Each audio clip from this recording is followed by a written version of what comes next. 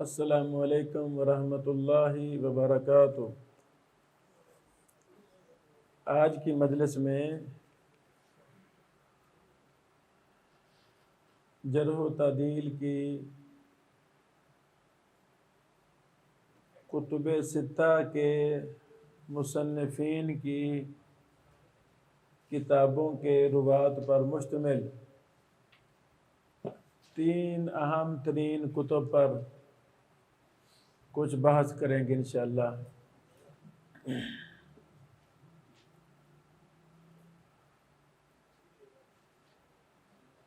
ثبوت حدیث کا مسئلہ ہو یا ثبوت خبر کا مسئلہ ہو، ہمارے دین کے اصول دائمی ہیں اور ہر کسی کے لیے ہیں۔ افسوس کہ ہم نے اپنے دین کے پیارے اصولوں کو چھوڑ دیا۔ یہی وجہ ہے کہ ہم پستی کا شکار ہیں۔ سچ کو جھوٹ اور جھوٹ کو سچ کہا جا رہا ہے۔ ظالم آزاد ہے، مظلوم پھانسی کے پھندے پہ لٹک رہا ہے۔ وہ کون سے اصول ہیں جو ہماری شریعت نے کسی خبر کو ثابت کرنے کے لیے بنائے ہیں، اور ہماری شریعت سے پیارا کوئی اصول ہو سکتا ہی نہیں ہے۔ اللہ رب العالمین نے قرآن کریم کی ایک آیت کریمہ میں بڑی وضاحت کے ساتھ ان کا ذکر فرما دیا۔ یا ایھا الذین آمنوا ان جاءکم فاسق بنبأ فتبینوا۔ اللہ اکبر۔ اے ایمان والو، اگر فاسق کوئی خبر لائے تمہارے پاس تو اس کی تحقیق کیا کرو۔ فتبینوا، تحقیق کرنی ہے۔ ثبوت شرع کے لیے بھی ہم نے تحقیق کرنی ہے، اور ثبوت خبر کے لیے بھی ہم نے تحقیق کرنی ہے۔ اللہ اکبر۔ یہ 3 کتب جو ہمارے سامنے ہیں، ان کا ہم نے تعارف کرنا ہے۔ سب سے پہلی بات، کتب ستہ یہ ایک لمبا عرصہ سے متداول ہیں لوگوں کے مابین، علماء کے ہاں، اور شریعت کے اکثر مسائل کتب ستہ میں موجود ہیں الحمدللہ۔ ہمارے مدارس میں یہ پڑھائی جا رہی ہیں۔ فن حدیث کی بڑی اہم ترین یہ کتب ہیں، کتب ستہ۔ سب سے پہلے امام ابن عساکر رحمہ اللہ نے کتب ستہ کے جو 6 محدثین ہیں، مصنفین، ان کے اساتذہ پر ایک موجم تیار کی، اساتذہ کے حالات لکھے۔ امام بخاری صاحب کے استادوں کے حالات، مسلم کے استادوں کے حالات، ابو داؤد، ترمذی، نسائی، ابن ماجہ کے اساتذہ کے حالات۔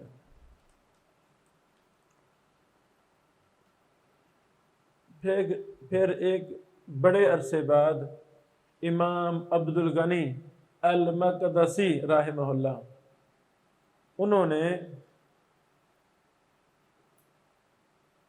اس میں توسع پیدا کیا اور محنت کی۔ الکمال فی اسماء الرجال کتاب لکھی، جس میں انہوں نے کتب ستہ کے روات پر بحث کی۔ کچھ مختصر، کچھ مفصل وغیرہ وغیرہ۔ پھر ان کے بعد اللہ تعالیٰ نے امام مزی رحمہ اللہ کو توفیق دی، انہوں نے بڑی باریک بینی کے ساتھ کتب ستہ کو ہی نہیں بلکہ کتب ستہ کے مصنفین نے جو اور بھی کتب حدیث لکھی تھیں وہ تقریباً 27 کتب بنتی ہیں۔ جو ہم نے صبح رموز بیان کیے وہ اگر آپ کتابوں کو گنیں گے تو وہ 27 بنتی ہیں کتابیں۔ کتب ستہ کے مصنفین نے جو کتب حدیث لکھی، اجزاء لکھے، مسائل پر کتابیں، سنن پر کتابیں، صحاح پر کتابیں، وہ تقریباً 27 بنتی ہیں۔ تو امام مزی رحمہ اللہ نے الکمال جو مختصر کتاب تھی اس میں بہت زیادہ اضافے کر کے ایک لمبا چوڑا انسائکلوپیڈیا تیار کر دیا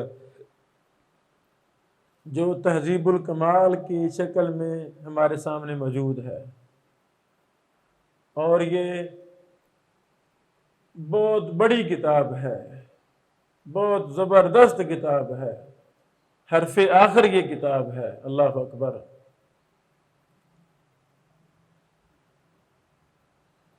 تہذیب الکمال کو پہلے ہم سمجھتے ہیں یہ کیا چیز ہے۔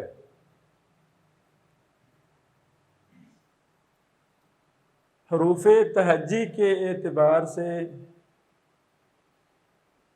راویوں کو جمع کیا گیا ہے، حروف تہجی کے اعتبار سے، اور بہت سے فنون میں کتب حروف تہجی کے اعتبار سے لکھی گئی ہیں۔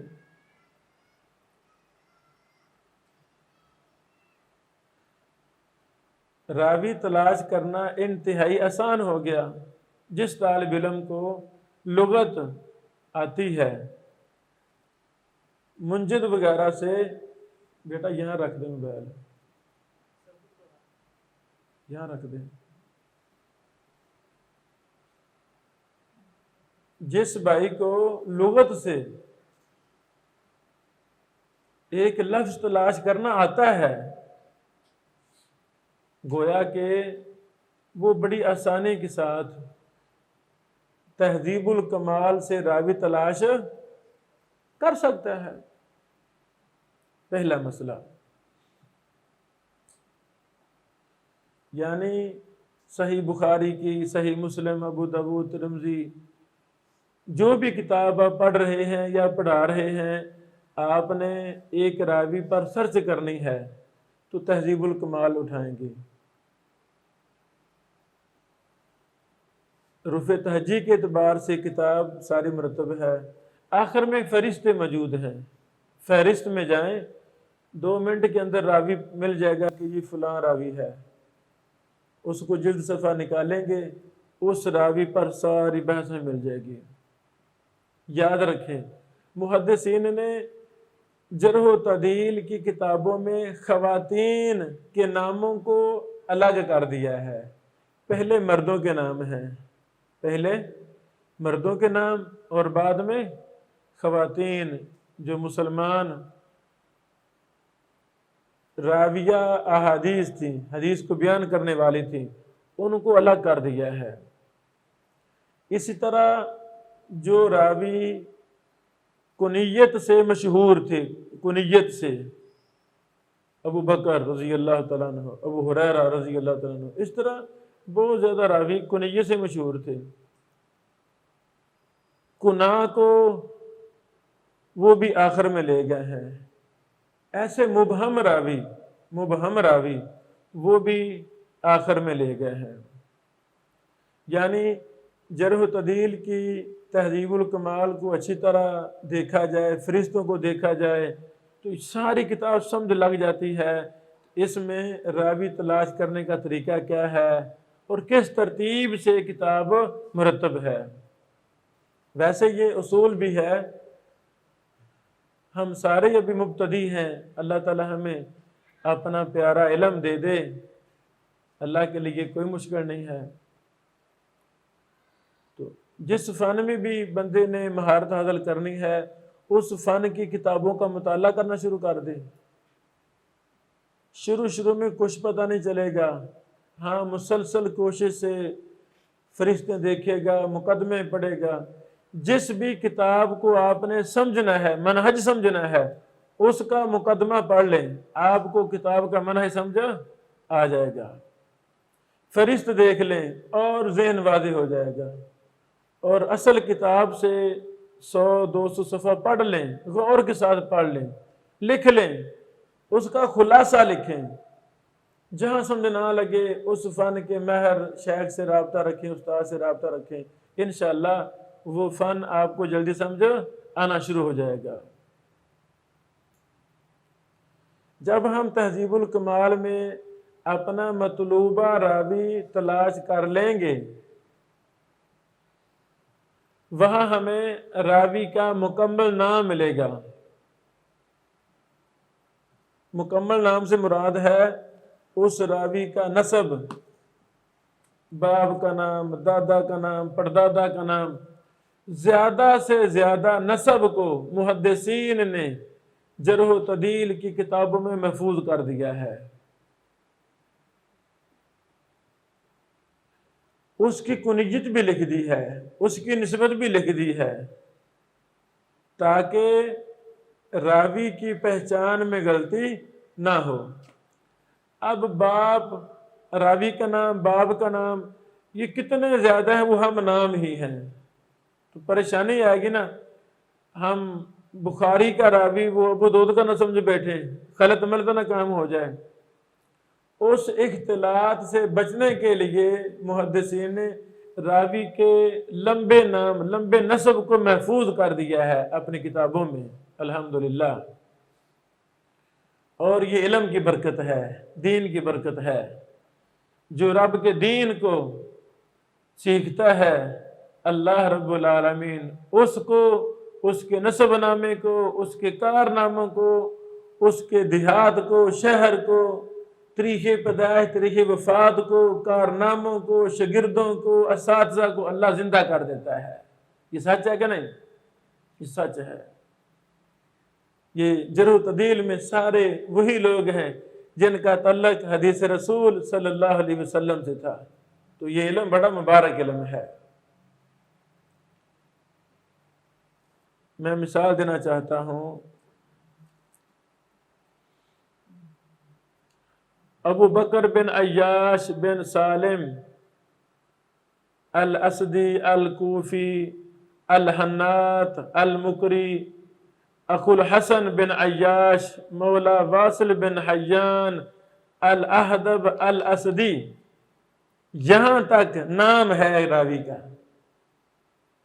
پھر سنیں، ابو بکر بن عیاش، باپ کا نام عیاش، دادا کا نام سالم، نسبت الاسدی، دوسری نسبت الکوفی، تیسری نسبت الحنات، چوتھی نسبت المکری۔ اللہ اکبر۔ یعنی اگر ایک راوی کی 2، 3، 4، 10 نسبتیں بھی ہیں تو وہ ساری لکھ دی ہیں۔ کیوں لکھی ہیں؟ تاکہ راوی کا مکمل تعارف آ جائے۔ اگر لکھا ہے اخو الحسن بن عیاش، یہ حسن بن عیاش کا بھائی ہے، وہ بھی لکھ دیا۔ مولا واصل بن حیان الاحدب الاسدی، اور یہ واصل بن حیان الاحدب الاسدی کا مولا ہے، آزاد کردہ غلام ہے۔ آگے پھر لکھا وکانت جدتہ مولا لسمرہ بن جندب الفزاری صاحب النبی صلی اللہ علیہ وسلم، اور ان کی دادی وہ سمرہ بن جندب مشہور صحابی رضی اللہ تعالی عنہ، ان کی آزاد کردہ تھی، غلام تھی۔ سمجھ لگی؟ میرے عزیزوں، سب سے پہلا کام کیا کیا امام مزی رحمہ اللہ نے؟ راوی کا لمبا نام نسب کے ساتھ، کنیتوں کے ساتھ، نسبتوں کے ساتھ اس کو لکھ دیا۔ اللہ اکبر۔ دوسرا کام کیا کیا؟ وعلیکم السلام، راوی کے نام کے بعد لکھا رواعن. کیا لکھا؟ رواعن. بیٹو رواعن کے بعد اس راوی کے اساتذہ کا تو ذکر خیر آ گیا ہے. پھر رواعنہ کے بعد اس راوی کے شاگردوں کا ذکر. جیسے ہم اردو میں بھی کسی کی حالات لکھیں ایسے لکھتے ہیں نا، مشہور اساتذہ یہ ہیں، اس مولانا کے مشہور شاگرد فلاں فلاں ہیں، یہی طریقہ ہوتا ہے. یہاں یہ بات یاد رہے، بات کیا دیتے ہیں کہ تہذیب الکمال میں اساتذہ اور شاگردوں کا احاطہ کر دیا گیا ہے، یہ بات درست نہیں ہے. مشہور اہم زیادہ سے زیادہ امام مزی رحمہ اللہ نے اساتذہ اور شاگردوں کو جمع کر دیا ہے، زیادہ سے زیادہ، الحمدللہ. اور یہ بہت بڑا کارنامہ ہے.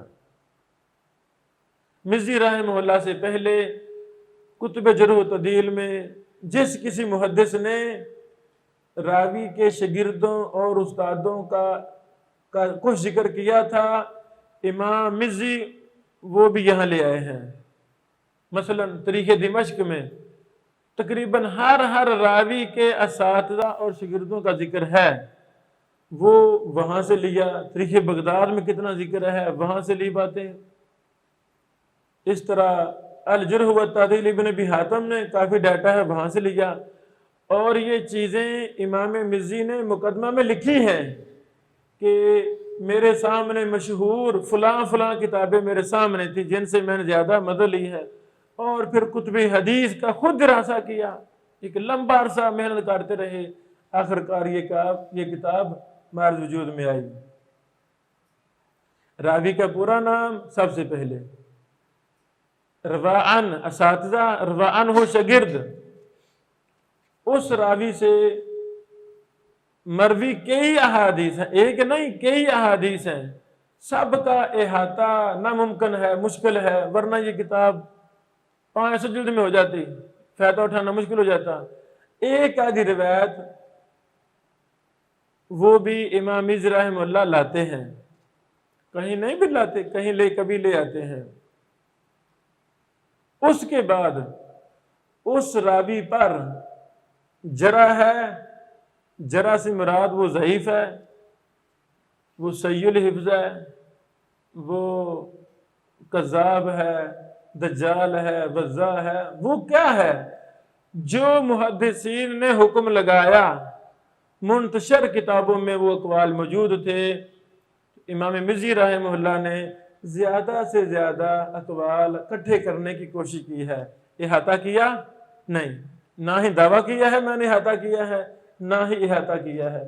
ہاں جو اہم اقوال جو ان کو ملے وہ مرتب کر دیے.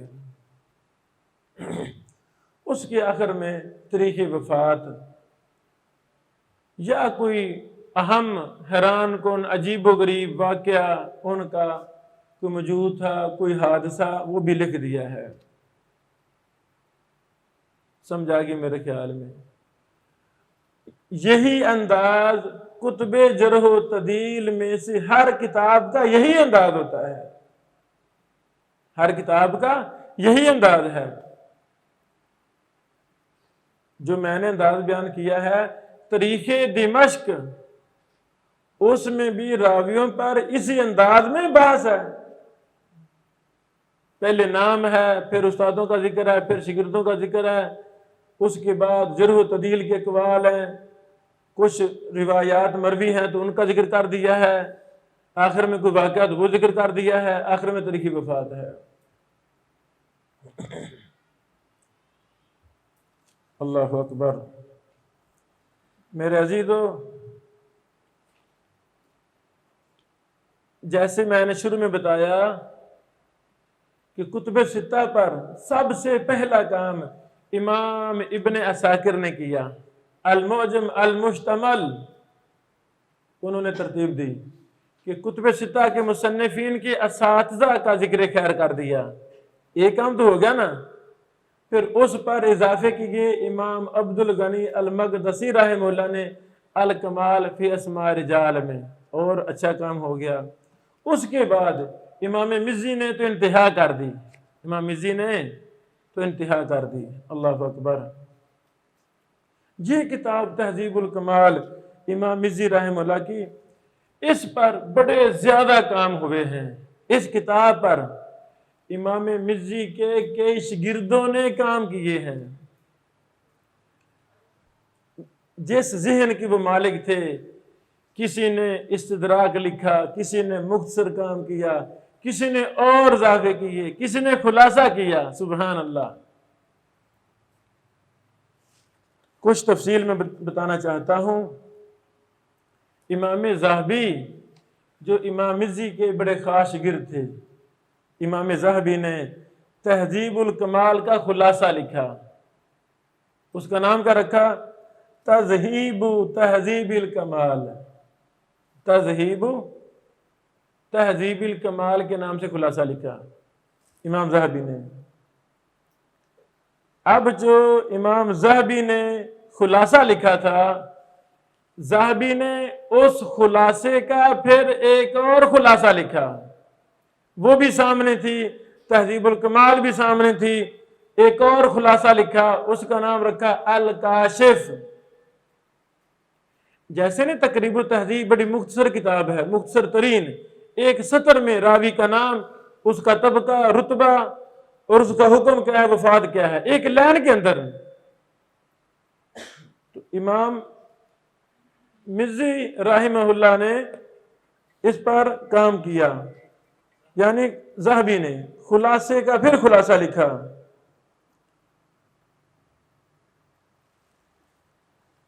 ایک تھے امام خزرجی رحمہ اللہ، یہ بھی 40 سال سے پہلے وفات پا گئے تھے خزرجی رحمہ اللہ۔ جب انہوں نے یہ کتاب لکھی تھی تو غالباً ان کی عمر 27 سال تھی، 27، ابھی لڑکے تھے، نوجوان تھے، وفات پا گئے۔ انہوں نے تذہیب تہذیب الکمال کا خلاصہ لکھا، اس کا نام رکھا خلاصۃ تذہیب تہذیب الکمال۔ سمجھ لگی؟ خلاصہ در خلاصہ، سبحان اللہ۔ اسی طرح امام مزی کے ایک دوسرے شاگرد امام ابن کثیر رحمہ اللہ، انہوں نے اس پر کام کیا، اس کا نام رکھا التکمیل فی الجرح والتعدیل۔ کیا نام رکھا؟ التکمیل فی الجرح والتعدیل۔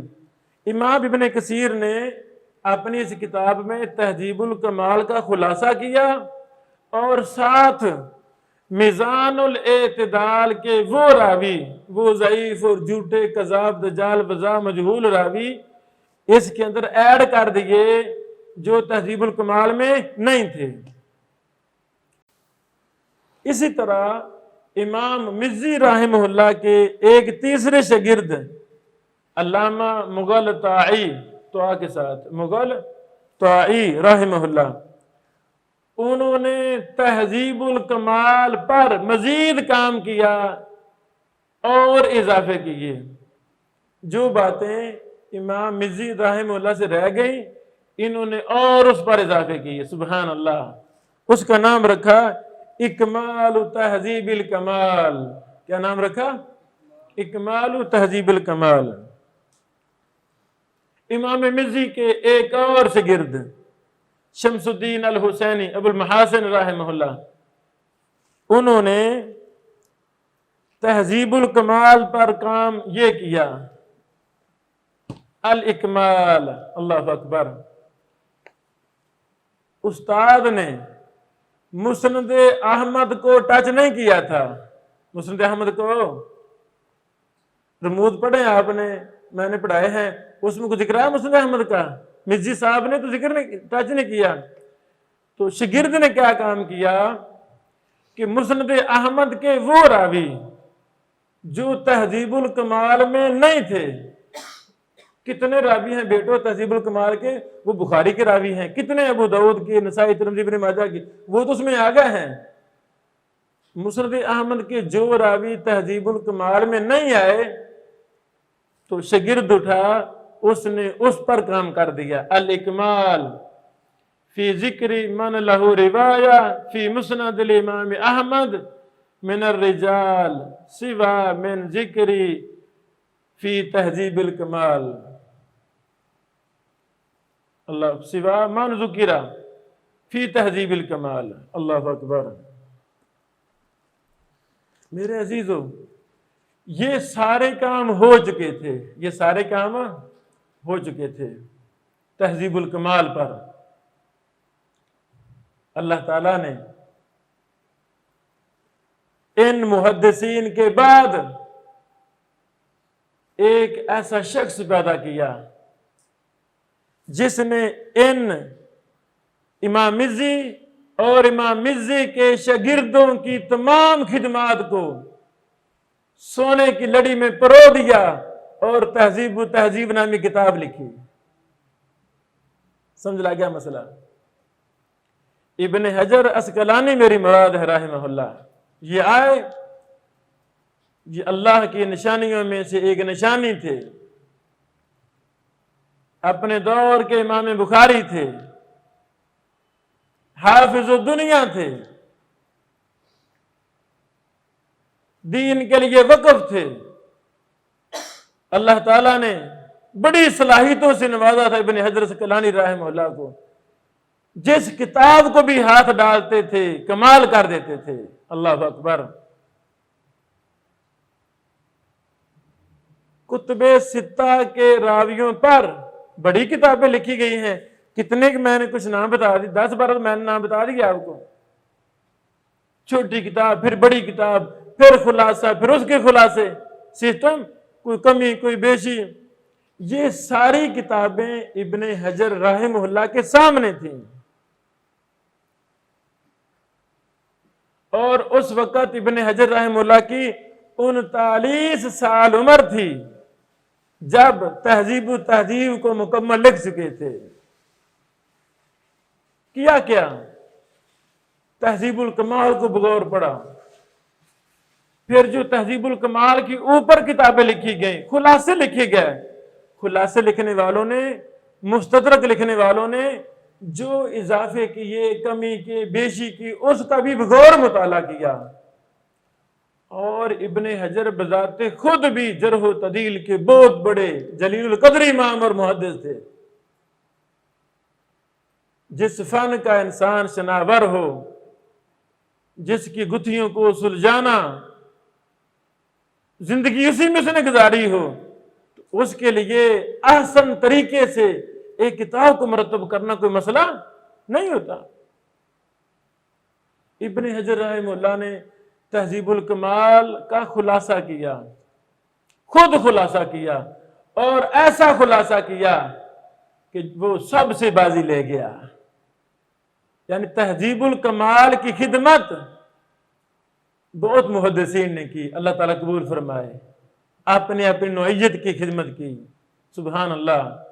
اپنے استاد سے جو مشن ملا تھا، اس مشن کی تکمیل میں، اس مشن کی آبیاری میں انہوں نے اپنا اپنا حصہ ڈالا، اللہ اکبر۔ مختلف نوعیت کے کام کیے۔ ابن حجر اسقلانی رحمہ اللہ نے جس فن میں بھی ہاتھ ڈالا، اس فن میں اخیر کر دی، سبحان اللہ۔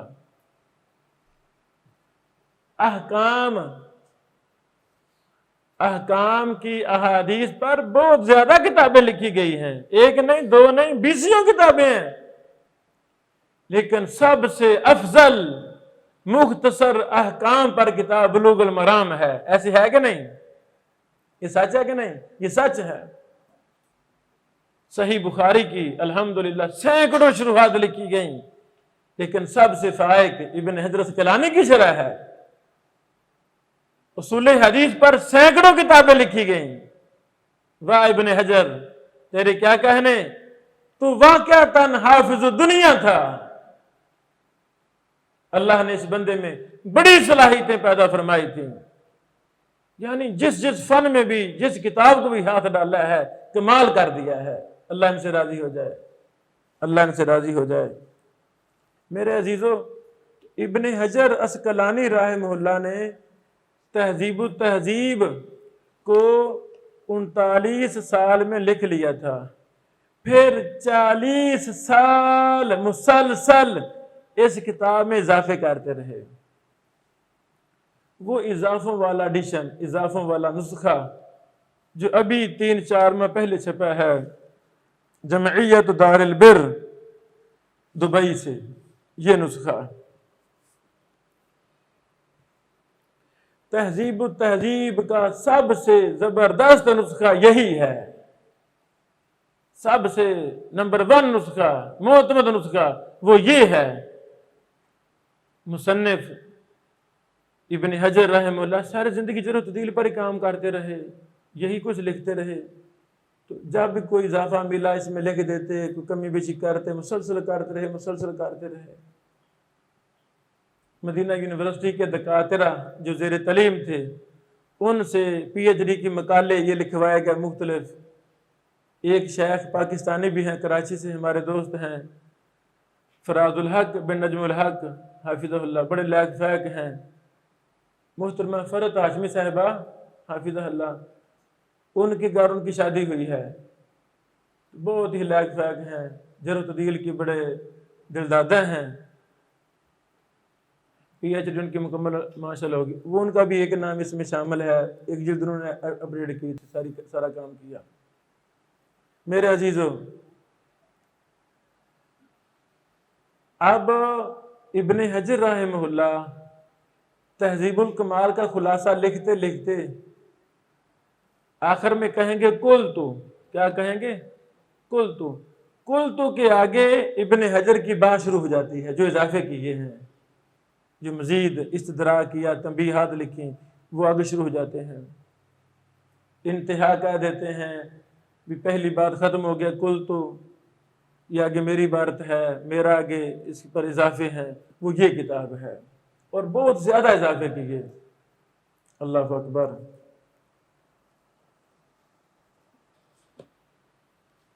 ابن حجر عسقلانی رحمہ اللہ نے دیکھا کہ تہذیب الکمال بڑی مفصل کتاب ہے، بڑی لمبی کتاب ہے، اس سے جلدی استفادہ مشکل ہے، میں ایسی کتاب لکھوں طلبہ علماء جلدی استفادہ کریں، تو تہذیب التہذیب لکھی، اس کا خلاصہ کیا، پھر اور غور کیا کہ تہذیب التہذیب کا میں پھر خلاصہ لکھوں۔ سبحان اللہ۔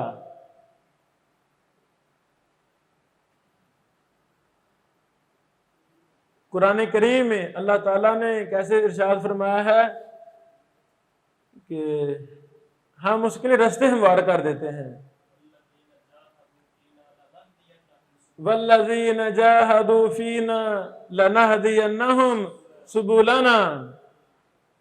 بس چلیں تو صحیح، راستے پر چلیں تو صحیح، جب چلیں گے اللہ تعالیٰ ایک راستہ نہیں ہزاروں راستے ہموار کر دے گا۔ آئی سمجھے؟ ابن حجر عسقلانی رحمہ اللہ نے 30 سے زیادہ کتابیں جرح و تعدیل پر لکھی ہیں۔ کتنی کتابیں؟ 30 سے زیادہ۔ یہ میری کتاب جرح و تعدیل کے اصول و ضوابط، اس میں ایک مستقل آخر میں نے بحث کی ہے حافظ ابن حجر عسقلانی رحمہ اللہ کی کتب جرح و تعدیل۔ آپ کے پاس ہے کتاب پڑھنا، تہذیب التہذیب کا منہج کیا ہے اس میں موجود ہے، تہذیب الکمال کا منہج کیا ہے اس میں موجود ہے، سب کچھ وہی میں خلاصہ یا تفصیل کے ساتھ کچھ باتیں بیان کر رہا ہوں، اس میں ساری باتیں موجود ہیں۔ میرے عزیزو، ابن حجر عسقلانی رحمہ اللہ نے اور غور کیا کہ میں ایک ایسا خلاصہ تیار کروں جو طلبہ علماء زبانی بھی یاد کرنا چاہیں تو زبانی کر سکیں، مشکل نہ ہو۔ اللہ اکبر۔ خلاصہ کیا کیا، کمال کر دیا۔ اللہ تعالی ہم کو آپ کو بھی ابن حجر جیسا مصنف اور محدث بنائے۔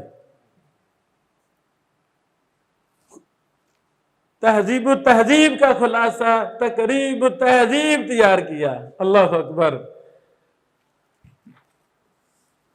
سمجھ لگی بات؟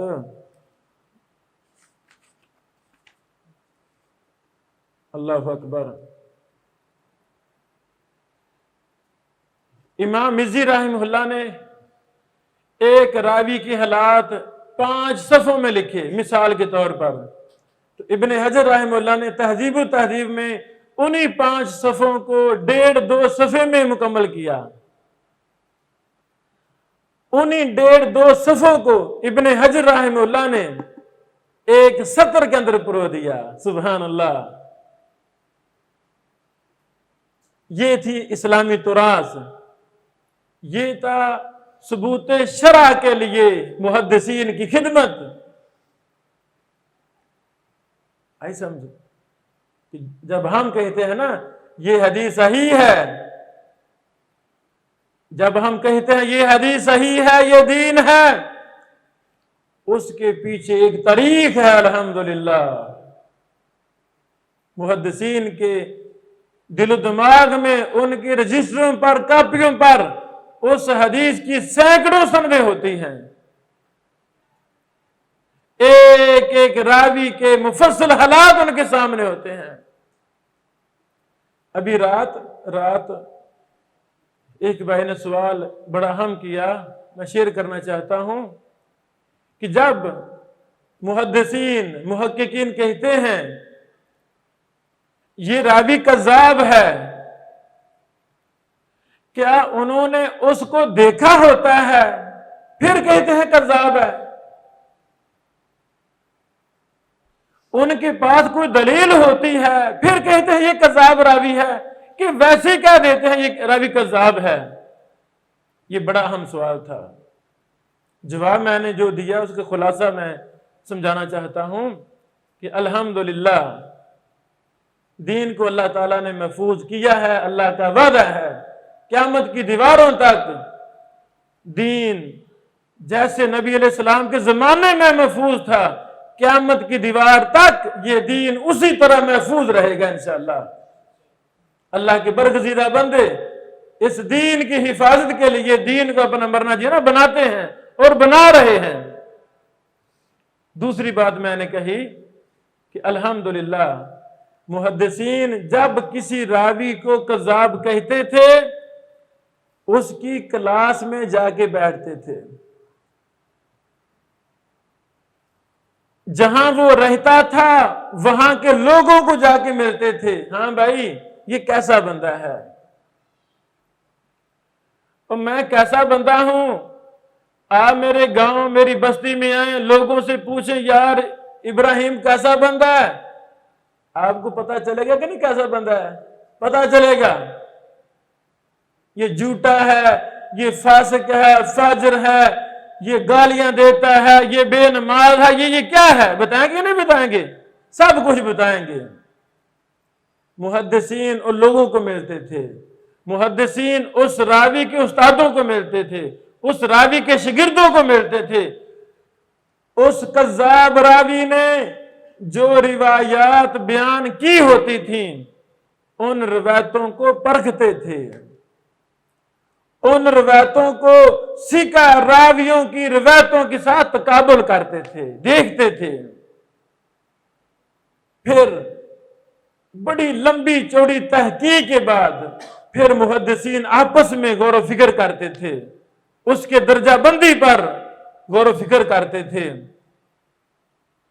بال کیا ہے، بال کیا کہتے ہیں نا، بال کی کھال ادھیڑنا، اور یہ تو کوئی مسئلہ نہیں، اس سے اگلی بھی کوئی اصطلاح ہو، میں کہتا ہوں محدثین نے اتنی زیادہ بریک بینی کے ساتھ، انصاف کے ساتھ، امانت و دیانت کے ساتھ، اللہ سے ڈرتے ہوئے جو راوی کا درجہ بنتا تھا وہی درجہ دیا ہے۔ متہم بالکذب تھا، وہ دنیاوی معاملات میں جھوٹا تھا تو متہم بالکذب کہا، اگر وہ حدیث نبوی میں جھوٹا تھا تو کذاب کہا، اگر وہ یعنی چند حدیثوں میں یا تھوڑا اس نے جھوٹ بولا ہے تو اس کو اور اصطلاح استعمال کی، اگر بہت زیادہ جھوٹ بولے ہیں تو اس کو کذاب کہا۔ فرخ صاحب نے آنا تھا بہر مجھے ملنے، فرخ صاحب، فرخ ادھر ہی بلا لینا، مرحبا مرحبا، آ گئے۔ یعنی ائمہ محدثین نے بہت زیادہ باریک بینی کے ساتھ جرح و تعدیل کے علم کو مرتب اور مدون کیا ہے۔ اللہ اکبر۔ اس امت کے امین لوگ، اس امت کے عادل لوگ، اس امت کے اولیاء اگر ہم نے دیکھنے ہیں تو یہ جرح و تعدیل کے ائمہ محدثین تھے۔ سمجھ لگا نقطہ میرے خیال میں؟ میرے عزیزو، ابن حجر عسقلانی رحمہ اللہ نے یہ کتاب لکھ کر، تقریب التہذیب لکھ کر امت مسلمہ پر بہت بڑا احسان کیا۔ اللہ اکبر۔ ائمہ عرب خصوصاً جو بڑے بڑے شیوخ اور محدثین ہیں، اللہ کی قسم ان کو یہ کتاب زبانی یاد ہے، یہ تقریب التہذیب ان کو زبانی یاد ہے۔ طلبہ حرم مکی میں، مسجد نبوی کے اندر، مدینہ یونیورسٹی میں طلبہ حدیث پڑھ رہے ہیں، اساتذہ زبانی حکم نقل کرتے جا رہے ہیں، فلاں ثقہ، فلاں ضعیف، فلاں مختلط، فلاں فلاں فلاں فلاں، درجہ بندی کرتے جا رہے ہیں۔ اور یہ چھوٹی سی کتاب ہے، مختصر ترین کتاب جرح و تعدیل کی۔ یہ کتاب تو علماء کے بیگ کے اندر ہونی چاہیے، جہاں بھی ہم جا رہے ہیں یہ کتاب ہمارے پاس ہے، چھوٹی سی کتاب ہے، یہ کتاب ہمارے پاس ہونی چاہیے۔ بعض طلبہ نے مجھ سے سوال کیا کہ ہم تقریب التہذیب کو زبانی یاد کرنا چاہتے ہیں، طریقہ کیا ہے؟ یہی کتاب میری جرح و تعدیل والی، اس میں نے وہ طریقہ بھی لکھا ہے، 5-6 نقطے لکھے ہیں۔ خلاصہ یہ ہے بیٹو، آپ اس فن کے ساتھ محبت پیدا کریں، اوڑھنا بچھونا اس فن کو بنا لیں۔ جس بھی حدیث کو آپ نے پڑھنا ہے یا پڑھانا ہے یا لکھنا ہے، شرح کرنی ہے، اس کے 5-4 راوی ہوتے، زیادہ نہیں ہوتے، اس کے حکم یہاں دیکھ لیں، حکم یہاں دیکھ لیں، پرچی پر لکھ لیں، جیب میں پرچی ڈال لیں، دل میں 2-4 دفعہ پڑھ لیا کریں، وہ زبانی یاد ہو جائیں گے، وہ زبانی یاد ہو جائیں گے۔ 2-4 ساتھی ماحول بنا لیں، واٹس ایپ گروپ بنا لیں، لو جی آج میں نے فلاں فلاں 5 راوی یاد کیے ہیں، فلاں ثقہ ہے، فلاں ضعیف ہے، تم فلاں بتاؤ فلاں راوی کیسا ہے۔ ایک بالکل آسان طریقہ میں نے شیئر کیا ہے کتاب کے اندر۔ ضعیف راوی تھوڑے ہیں، ضعیف راوی یاد کر لیں، باقی سارے ثقہ ہیں۔ نہیں سمجھ لگی؟ تو بھائی جان اس کے ضعیف راوی، کذاب راوی وہ یاد کر لیں، باقی سارے ثقہ ہیں۔ ایک تیسرا طریقہ میں نے لکھا ہے، ابراہیم ہے، میرا نام ابراہیم ہے، آپ دیکھیں ابراہیم کی لسٹ میں مثلا 100 راوی ہے، 100 راوی، ان 100 راویوں میں 5-10 راوی ابراہیم نامی وہ ضعیف ہیں، وہ یاد کر لیں، ابراہیم بن بشیر، ابراہیم بن اسحاق، ابراہیم بن، مثال دے رہا ہوں، لو جی یہ تو ضعیف ہے، تو باقی سارے ابراہیم ثقہ ہیں۔ اسحاق 200 راوی ہے، اس میں 5 کذاب ہیں، 5 ضعیف ہیں، فلاں فلاں، باقی سارے ثقہ ہیں۔ یعنی جب نیت ہو تو یہ کوئی مشکل نہیں ہے، یہ سارا کام آسان ہے۔ میں نے اپنے ایک شاگرد کو جو بڑا ذہین تھا، بڑا ہی ذہین فتین، مجھے کہتا استاد جی میں اس کو زبانی یاد کر کے آپ کو سنانا چاہتا ہوں۔ میں نے پھر اس کو ایک اور ٹارگٹ دیا، میں نے کہا بیٹا جو میں آپ کو منہج دے رہا ہوں اس کے مطابق آپ تقریب پہلے لکھیں گے، یعنی اس کا مزید خلاصہ، اس کا آگے بھی خلاصے کی گنجائش ہے، اس کو میں نے کہا میرے پاس وقت نہیں، مصروف ہوں، آپ وہ لکھیں، ساتھ وہ خلاصہ لکھتے جائیں، ساتھ آپ کو یہ سارے راوی زبانی یاد ہونا خود بخود شروع ہو جائیں گے. اللہ اکبر. اور وہ خلاصہ لکھ رہا ہے. میں ایک دو مثالیں دینا چاہتا ہوں. مثلا یہ راوی ہے حفص بن عمر بن عبدالعزیز ابو عمر الدوری المکری الزریل الاصغر صاحب القصائی لا باس به من العاشرہ مات سنۃ 60 عثمان و 40 تقریباً سنۃ 50. یہ بیٹو یہ چونکہ نا ایک صفحے کے اندر 3 کالموں میں کتاب ہے. اگر ایسے ہی لکھے نام تو ایک سطر میں نام پر آتا کہ نہیں آتا؟ آتا ہے نا. اچھا میں نے اپنے شاگرد کو ذہن دیا ہے کہ یہ رتبہ یعنی یہ طبقہ فلاں طبقے کا راوی ہے، فلاں کو فوت ہوا، کچھ نہیں لکھنا. یہ مکمل نام بھی نہیں لکھنا، بلکہ لکھنا ہے حفص بن عمر بن عبدالعزیز ابو عمر الدوری. بس نام ہو گیا نا. نام بھی خلاصہ آگے لکھا ہے لا باس بہ، بس کافی ہے. نام لمبا نام نہیں، مختصر نام لکھنا ہے، اور آگے جو طبقہ ہے فلاں کو فوت ہوا، فلاں کو پیدا ہوا، کچھ بھی نہیں لکھنا. نام بھی خلاصہ کر دو، آگے حکم لکھ دو. اور وہ یہ کام کر رہا ہے انشاءاللہ. جو ہی کر پھر ہم اس کو بھی شائع کریں گے. تقریب تقریب. میرے عزیزوں میرے بیٹو، یہ جرح و تعدیل بڑا پیارا فن ہے، بڑا ہی ایمان پرور یہ فن ہے. میرے عزیزوں کتنا خوش قسمت ہے وہ انسان جس کے سامنے 24 گھنٹے کتب حدیث کھلی ہوئی ہیں. کبھی وہ حدیث کی شرح کر رہا ہے، کبھی وہ حدیث کو ثابت کرنے کے لیے متن اکٹھے کر رہا ہے، کبھی وہ علت تلاش کر رہا ہے، کبھی سندوں پر باز کر رہا ہے. کتنا وہ خوش قسمت ہے. جو شخص مسلسل محنت کرتا رہتا ہے وہ اپنے دور کا امام اور محدث بن جاتا ہے. آئیں یہ بڑا مبارک فن ہے، اس کو ہم سیکھیں، اس کی باریکیوں کو سمجھیں.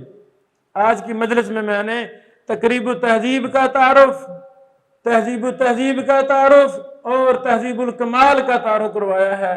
ابھی ہمارے پاس پورا آدھا گھنٹہ باقی ہے. میری آپ سے گزارش ہے ایک ہی کتاب لے لیں اور پڑھیں، آدھا گھنٹہ پڑھیں. جو مشکل ہے مجھ سے سوال کریں. السلام علیکم ورحمۃ اللہ وبرکاتہ. زندگی شعور سے، الحکمہ انٹرنیشنل.